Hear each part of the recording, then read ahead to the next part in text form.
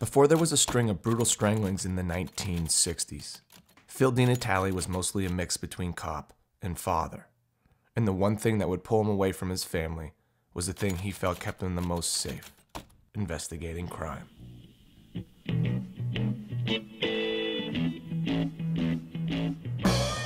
After serving overseas and leaving the atrocities of World War II behind, Phil's life came fast. He was caught up in the American dream, and that's the story we'd all expect.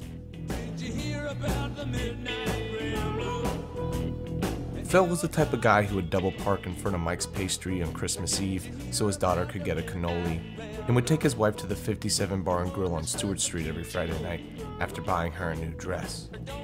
But despite his family life, he mostly ate, shit, breathed, and slept being a cop. My father was very, very proud of PJ. Lots of times I'd come down and my father and PJ would be talking, and I couldn't get too much involved in it because they'd stop talking and they'd tell me to get lost. I used to try and throw my 2 cents in on it, but they'd say, get lost. We don't need your advice in regards to this or that. The search for truth was the way of the DiNatales. In an obituary by James Dodson, Phil was listed as the detective first. It stated, Phil had a nose for crime and a style that wore like a wool suit. The troubled world made him a good detective, perhaps the best. It's explained that even Phil's son saw him as a loner, trusting only the soles on his own shoes. Really? He was, whether it be to church or going down the store for a loaf of bread, he always had a gun on. If it wasn't in his hip, it was on his ankle. One or the other. But not only did Phil have instinct, he was also meticulous in his methods of documentation. He was a freak for clipping all the newspaper stories about his pinches, and it becomes obvious what type of police Phil was. Everything was a source, and every detail mattered. He was unable to back down from a chase. If we were chasing somebody in the building, we knew what building to go to head them off, because all along Commonwealth Avenue and Marlborough Street, you could run from one block to the other on the rooftop.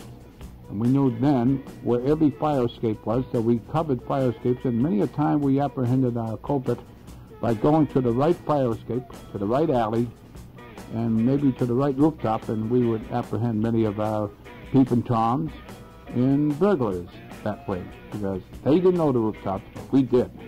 So we knew where to go and what to do. Probing into Phil's professional persona intrigued me. Who was Detective Phil DiNatale, and how does he match up to the American icon of the gumshoe? Because when I think of my version of my grandfather, it's not of a shadow in a smoke-filled office with femme fatales coming in and Philip Marlowe-esque eloquence. What are you, a prize fighter? No, I'm a shamus. What's a shamus? It's a private detective. You're making fun of me. Uh-huh. Phil may have been a bit hard-boiled, but more of a cop's cop than a renegade or a maverick. You're cute. My first time was working as a drunk along Boylston Street in the wee hours of the morning in the fur coat area. And a couple of times we were very fortunate in apprehending the persons trying to steal the fur coats. It didn't take me long to realize that Phil DiNatale was a 5 o'clock shadow detective who knocked a few heads. He was a night owl, to say the least, and Phil felt most at home pounding the pavement in the back alleys of Boston and mixing it up with the thieves, pimps, and prostitutes. It was about 3 o'clock in the morning, so they came for me, and I pulled my revolver out, and I fired 4 to 5 shots. I waved a vehicle over and jumped on the in the vehicle, and we gave chase. Phil's thrill of investigating was what made him good police. He lived by the book, knew all the people on his beat, and could get the information he wanted from just about anybody and their little brother. So you see that the neighbors themselves would tell the route man about everything that goes on. Without them a police officer is not worth a damn. That's his backbone of information, is the neighbors that he knows.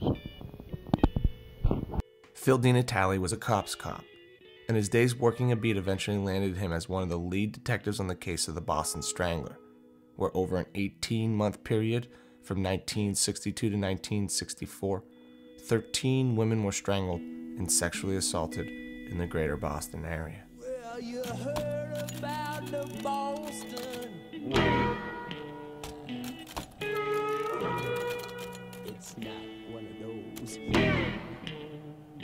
Well, talking about